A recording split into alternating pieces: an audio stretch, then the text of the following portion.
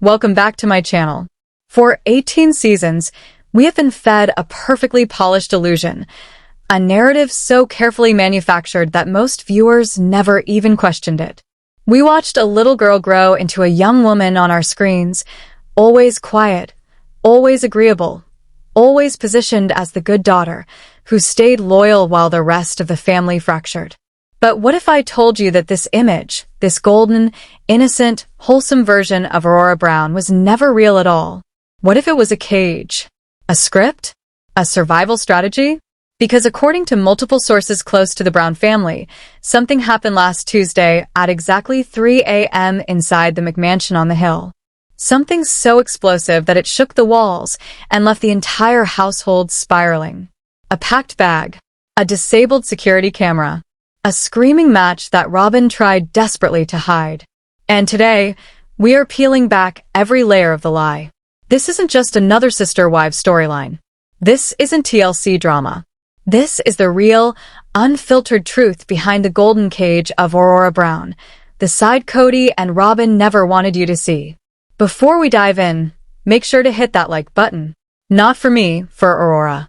Because after you hear what we uncovered, you'll understand exactly why she needs to be freed from the narrative Kody has forced onto her. Subscribe, turn on notifications, and comment #FreeAurora so the algorithm knows we are not looking away. Because this is the story that changes everything. The manufactured image of Aurora Brown. To understand why this alleged escape attempt matters, we need to deconstruct the character of Aurora as she was presented for over a decade. From the moment Robin entered the family, Aurora wasn't just a child, she was assigned a role. Whenever Robin cried, Aurora cried. Whenever Kody ranted, Aurora nodded. Whenever tension escalated, Aurora sat frozen, quiet, supportive, and sensitive. But go back and look at the early footage with a critical eye. The Flagstaff relocation discussions, the anthropology student visit, the therapy sessions, the infamous sensitivity scenes. What looked like loyalty suddenly looks like fear. Because according to an insider who has worked near production for years, Aurora's obedience wasn't natural. It was required. It was the only way to keep the peace inside what they call the Shira Chateau, the home where emotional manipulation became the default language. And once you see it, you can't unsee it.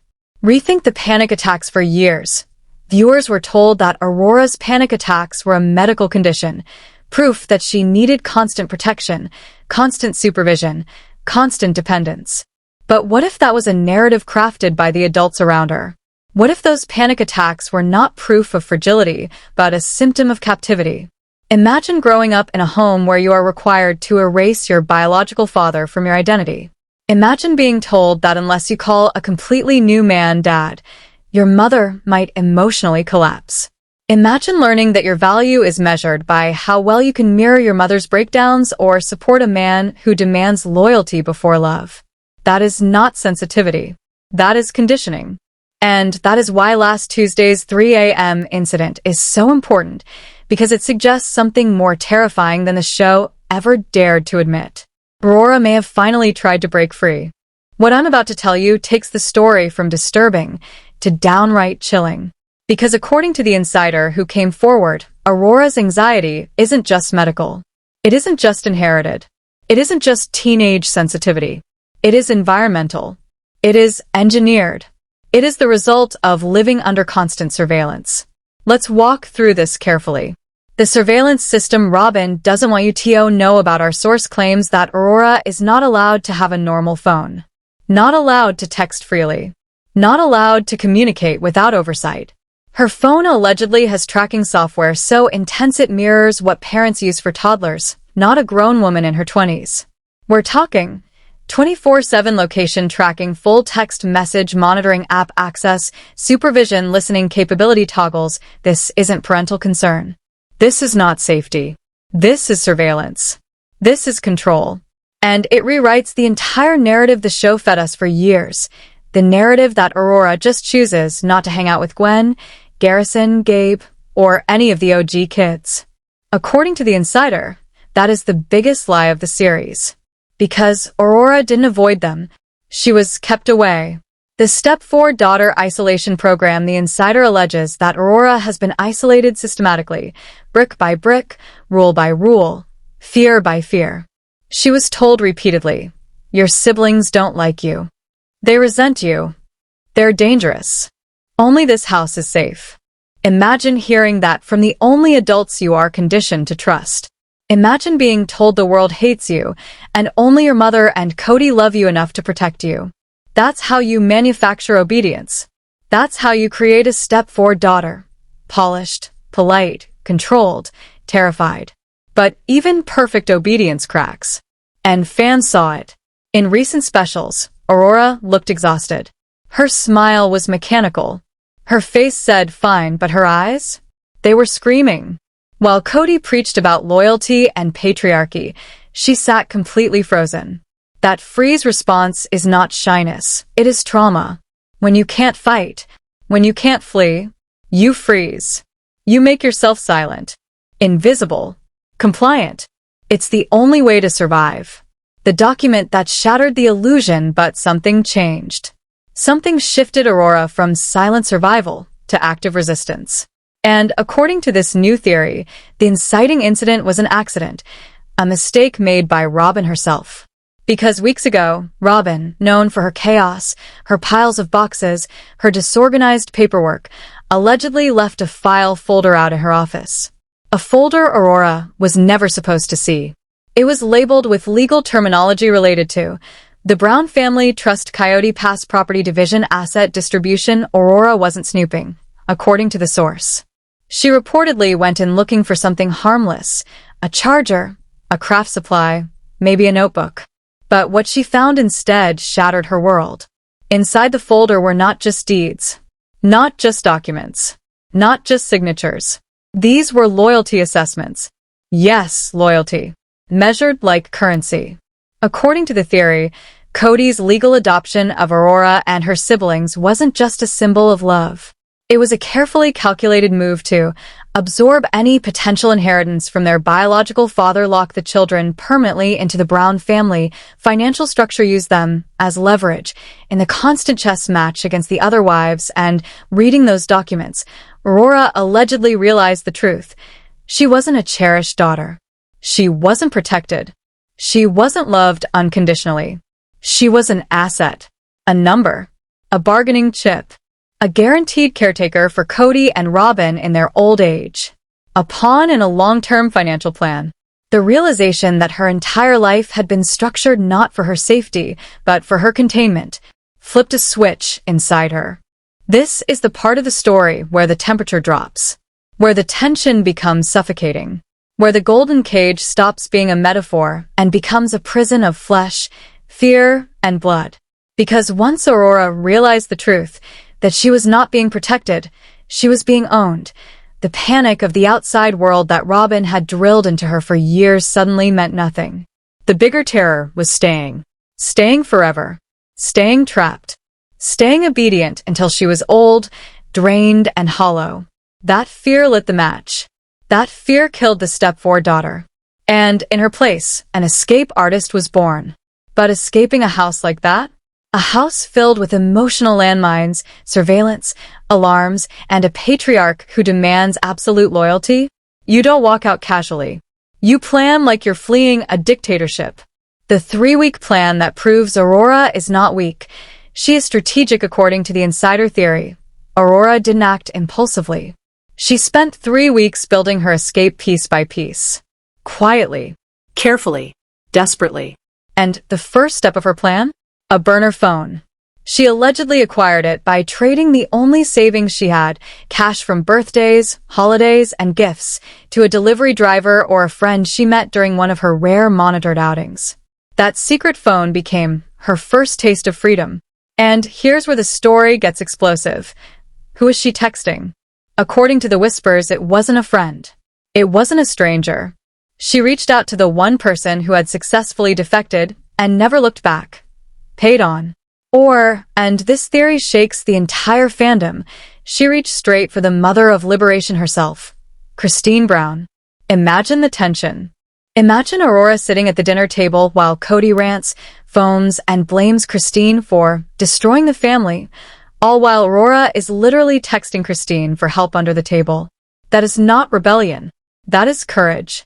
The smuggling operation next came the phase that feels like something out of a thriller movie. Aurora couldn't pack suitcases. Suitcases would set off alarm bells, literally and emotionally. Suitcases are movement. Suitcases are escape. So she got creative. The insider claims Aurora volunteered to help organize the clutter in the house, a chore Robin usually forbids because her chaos is part of her identity. But Aurora played the part. She smiled. She nodded. She acted helpful and obedient. Then she started filling black trash bags. Half the bag was real trash or Goodwill donations to keep it believable. But the bottom? Hidden beneath broken toys and unwanted clothes? Her journals, her childhood photos, her biological family, keepsakes, her documents, her favorite outfits, the personal items she was never supposed to take, she smuggled her life out one trash bag at a time. She placed them in the garage near the donations pile, quietly building a new identity in secret. This isn't the behavior of a happy daughter. This is the behavior of someone surviving a hostile environment. The plan was chilling in its simplicity. A car would meet her at the end of the long Coyote Pass driveway at 3:15 a.m. She just needed to make it out of the house. Down the stairs. Past the alarm panel. Through the night air. All without waking the sleeping dragons. And then chaos. Because the security system in that house isn't just locks. It's people. It's watchers. It's enforcers. And the betrayal didn't come from Kody. It didn't come from Robin. It came from someone Aurora trusted. Someone with shared blood.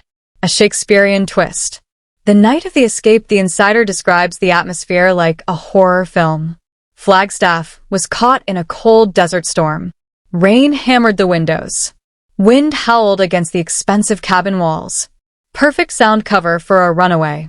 Kody was reportedly agitated that evening, pacing, muttering about respect and betrayal, convinced the world was turning against him. He went to bed angry.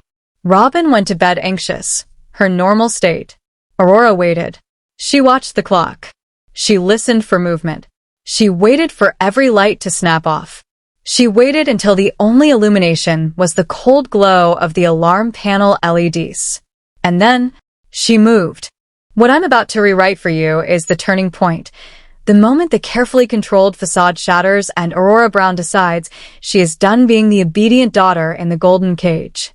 Here is your long, dramatic, cinematic rewrite, expanded for maximum tension and emotional impact. She had studied the escape like a soldier preparing for a nighttime extraction. Aurora knew the code to the alarm. She knew which cameras glitched, which corners were blind, which shadows were deep enough to swallow her whole. This was her home and her prison. And after years of living under surveillance, she knew every single weakness in its walls. She slipped into dark clothing, the kind that wouldn't reflect light. Not a hoodie. Not pajamas. Clothes chosen for one purpose, to disappear. Clutched in her hand was the final bag. The one she had guarded like oxygen. Inside it, the burner phone, her ID, and the last pieces of her real identity, the one that existed before Kody rewrote her history. She moved quietly, descending the stairs with a precision that comes only from years of memorizing which steps creak, which wood slats betray you, and which ones can hold a secret. She reached the mudroom, the threshold between captivity and freedom. Outside, cold rain hammered the windows and sheets, turning the night into a curtain of noise. Just 50 feet stood between Aurora and the outside world. Down the long driveway, hidden in darkness, a car sat idling. No headlights. No movement. Just waiting. Rumors say the driver was someone connected to the OG kids, someone who wanted her free. Aurora placed her hand on the metal door handle. It was cold. It was real. This was happening. Her heart must have been slamming against her ribs so loudly she feared it would wake the whole house. Another second, and she would have been outside. Another 5 steps, and she'd be running. Another 30 seconds, and she'd be gone. And then the light snapped on. Not outside. Inside. The hallway lights flooded the staircase with a harsh, sudden glow. Aurora froze. But the figure at the top of the stairs wasn't Kody. It wasn't Robin. It was Brianna. And she wasn't half asleep. She wasn't confused. She wasn't whispering, "Are you okay?" No. She was awake, alert, holding her phone, and the screen showed she had already dialed. The betrayal of a sister hits deeper than any parental control. It cuts down to the bone. Maybe she was terrified. Maybe she was indoctrinated. Maybe she thought she was saving the family. But she didn't ask. She didn't think. She didn't hesitate. She screamed. A sharp, piercing cry. "Mom, she's leaving. Aurora's trying to leave." The peaceful silence of the night shattered like glass. What happened next is exactly what the alleged leaked audio picks up. Not a conversation, not a calm intervention. An interception. A takedown. A capture. Robin flew down the stairs in seconds, faster than the cameras have ever shown her move. No tears. No trembling voice. Just a woman blocking the door, like it was her oxygen supply. Kody barreled in moments later. And what the neighbors heard wasn't the Kody we've seen arguing on TV. It wasn't the dramatic, performative rage from confessionals. This was different. This was the rage of a man who believed he had full control over someone and suddenly learned he didn't. For the first time in her life, Aurora didn't fold. She didn't shrink. She didn't allow her fear to swallow her voice. And this is why this moment matters. Because according to those who heard the storm-muffled screaming and the alleged transcript, Aurora pushed back. When Kody shouted that she was being disloyal, that she was acting like a poisoned child, that she was betraying the family, Aurora yelled something that cracked open the entire narrative of the last decade. 3 words. 3 words that weren't rebellion, they were confession. "I am drowning." And in that moment, everything changed. The standoff didn't break, it mutated. What began in the mudroom, with whispered threats and trembling breaths, spilled out into the open air like a storm finally snapping its leash. Aurora bolted. She didn't walk, didn't hesitate. She lunged for the door with the kind of desperate strength only someone who feels cornered can summon. The moment the lock clicked open, a gust of freezing night air burst into the house, carrying the metallic scent of rain and the heavy thrum of a storm rolling in. And then she ran, barefoot, Crying. Gasping. her hair plastered to her face, her arms cutting through the rain as she sprinted across the driveway. She was halfway to the road, halfway to freedom. Down the street, the waiting car's headlights flickered as the driver leaned forward, eyes wide. They saw her. They saw everything. You can almost picture their hand gripping the steering wheel, whispering, come on, almost there." But they didn't account for Kody. No one ever really does. He didn't chase her on foot. He didn't shout her name. He did something far more calculated, far more familiar to those who've watched his patterns for years. He outmaneuvered her. In a blur of movement, he jumped into his massive white truck, the one viewers know as part of his personal armor, and slammed his foot on the accelerator.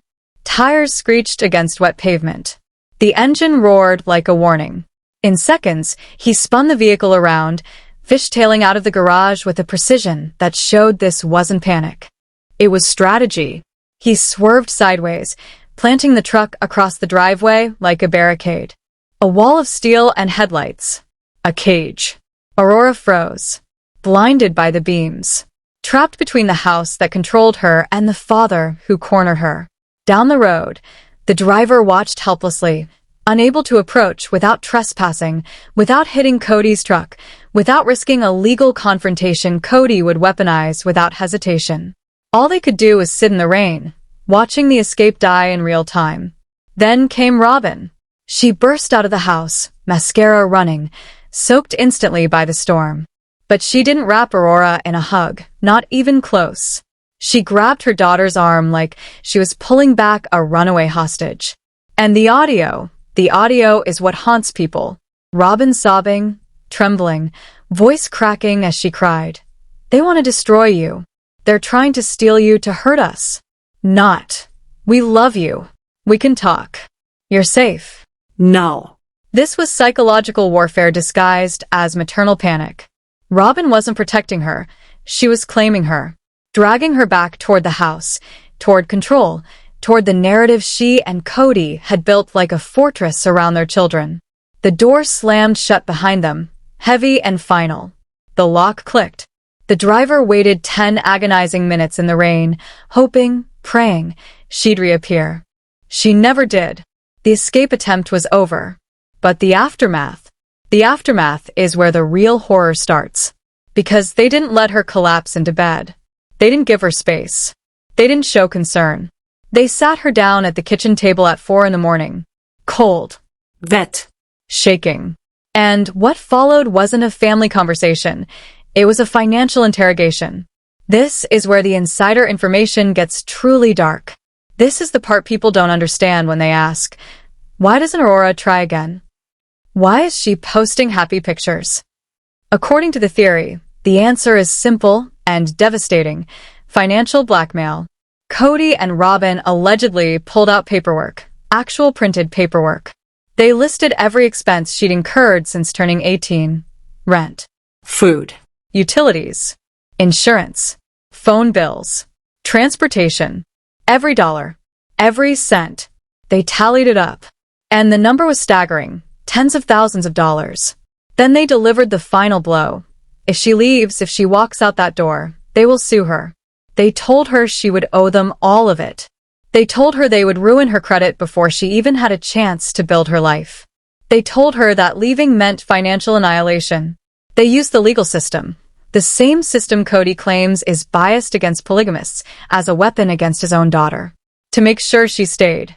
To make sure she didn't try again. And to twist the knife even deeper, they told her the person waiting in that car wasn't a rescuer. It was a vulture. Someone who wanted to exploit her, use her, ruin her. They just want you for a tell-all, they said. They want to hurt us through you. And that's how control is built. Not through chains, but through fear, debt, obligation, and the belief that the world outside your door wants to chew you up and spit you out. It wasn't just an escape attempt. It was a warning she will never forget. What happened after that failed escape was not a consequence, it was a full psychological siege. Because the story didn't end in the driveway. It didn't end when the rain soaked Aurora's hair flat against her face, or when Robin dragged her back inside like a mother rescuing a child from an oncoming storm. No. That night became the blueprint for the Brown family's most disturbing chapter yet. Once that heavy wooden door slammed shut, once the lock clicked with that unmistakable finality, Aurora wasn't escorted upstairs. She wasn't given a lecture. She wasn't even given a minute to breathe. She was marched straight to the kitchen. 4 a.m. The storm still raging outside. The fluorescent lights buzzing overhead like interrogation lamps. A house that had once looked like a home now felt like a bunker. And then it began. Kody came in first. Not pacing, not shouting, but cold. Cold in a way we have never seen on camera.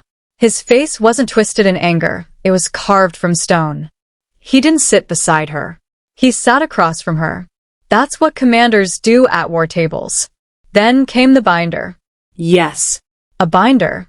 Because no one weaponizes paperwork like Kody Brown. He slapped it on the table with the confidence of a man who had been rehearsing this moment long before Aurora ever reached for that door handle. Inside, a ledger. A ledger that allegedly tracked every dollar he claimed Aurora owed him. Rent. Utilities. Groceries. Insurance for the car she never got to drive. Phone plans he controlled. Gas for errands she ran for Robin. Line after line after line. A decade of parenting, repackaged into an invoice. The total was obscene. A number large enough to terrify someone twice her age, let alone a young woman who had never been allowed to have financial independence. $40,000. A mythical debt. A fabricated noose. And Kody didn't soften it. Didn't cushion it. Didn't say he'd help. He weaponized it. You want to leave? He allegedly said, flipping the binder around so she could see the sum. Then you take this with you. Every cent. Or I'll take you to court. I'll garnish your wages. I'll get you blacklisted financially. Before your life even starts. That's not discipline. That's not parenting. That is financial hostage-taking. And while Kody targeted her security, Robin targeted her soul. Robin, eyes red, voice trembling, leaned in just close enough to blur the line between comfort and coercion. She didn't say, "Stay. We love you." No. She whispered.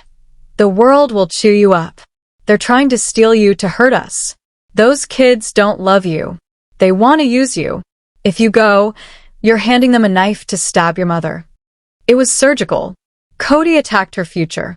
Robin attacked her identity. Two angles. One goal, break her. And it worked. Aurora, still shaking from the rain, still shivering from the shock of what had just happened outside, folded. Not because she believed them, because she was outnumbered, outmaneuvered, and cornered emotionally, physically, financially. The burner phone was surrendered. The trash bags of clothing, the ones packed in the garage, were returned to their hiding spots. And just like that, freedom slipped through her fingers. But the most heartbreaking part of this story is not the failed escape. It's the reason it failed. Brianna. The internet has turned her into a villain, labeling her Robin 2.0, calling her the household informant. But the truth? The truth is darker and more tragic. Brianna didn't scream because she hated Aurora. She screamed because she was terrified of being left behind in that house alone. In families ruled by control, love isn't shared, it's rationed. Leaving isn't just rebellion, it's betrayal. Because the one who escapes condemns the one who stays. Her scream, "Mom, she's leaving," was the sound of a frightened child watching her only emotional shield walk out the door.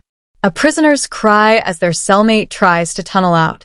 Sibling versus sibling. A divide-and-conquer system that has worked for Kody and Robin for years. And now we get to the part that changes everything. The secret meeting. The moment that lit the fuse that led to the 3 a.m. escape. 4 days earlier. A glitch in the tracking software. Maybe real. Maybe intentional. A quiet campus cafe. Aurora, sitting alone, hands shaking around a cup of tea. And then he walked in. Kody Brown. The last person Kody would ever allow near the golden child. Witnesses said the meeting was short. Not warm. Not emotional. Tactical.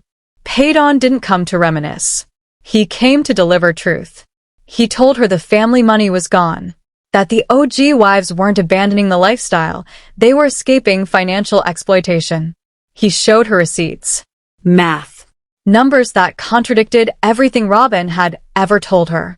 And then he told her the sentence that shattered a decade of conditioning. You don't owe them your life. They owe you a childhood. Those words didn't just crack the spell, they obliterated it. Aurora walked out of that cafe with a burner phone taped to her leg and a new consciousness burning in her chest. She went home. She smiled at Robin. She played obedient daughter at dinner. And she started packing trash bags. A spy behind enemy lines. The failed escape was not impulsive. It was the climax of a rebellion. And now comes the most explosive twist. The audio. Because someone recorded the confrontation. It wasn't a neighbor. The audio is too clear. Too close. Too crisp. The theory is simple. Aurora didn't surrender everything. She gave up the phone but not the recording. Whether it was a smartwatch, a hidden mic, or a device Kody slipped her, she might still have it. And if she does, it is the smoking gun. A legal weapon. A path to emancipation. A shield against Kody's fabricated debt.